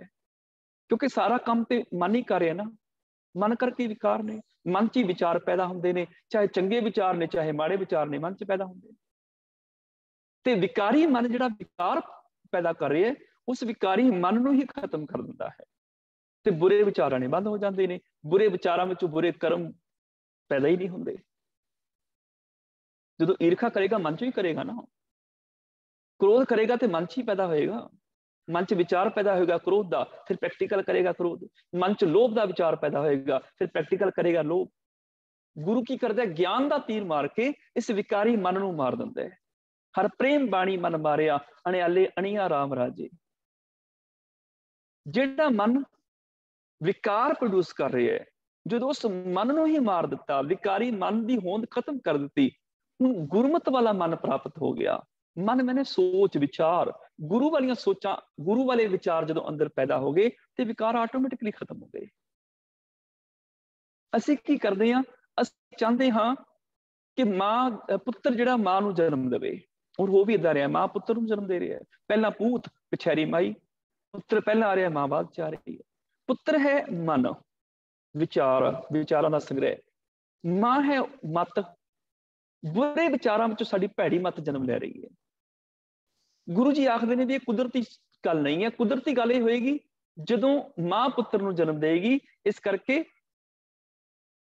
ਤੂੰ ਇਹ ਮੰਗ ਮੰਗਿਆ ਕਰ, ਗੁਰੂ ਦੀ ਮਤ ਮੇਰੇ ਕੋਲ ਆ ਜਾਏ, ਉੱਤਮ ਮਤ ਮੇਰੇ ਹਿਰਦੇ ਤੂੰ ਆਓ। ਹੇ ਗੁਰੂ ਦੀ ਸ੍ਰੇਸ਼ਟ ਮਤ ਤੂੰ ਮੇਰੇ ਅੰਦਰ ਆ।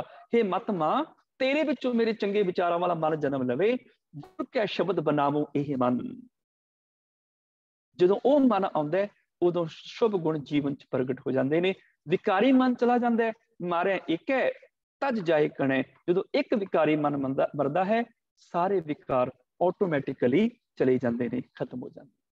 ਇੰਨੀਆਂ ਹੀ ਬੇਨਤੀਆਂ ਪ੍ਰਵਾਨ, ਭੁੱਲਾਂ ਖਿਮਾ, ਫਤਿਹ ਬੁਲਾਓ ਜੀ। ਵਾਹਿਗੁਰੂ ਜੀ ਕਾ ਖਾਲਸਾ, ਵਾਹਿਗੁਰੂ ਜੀ।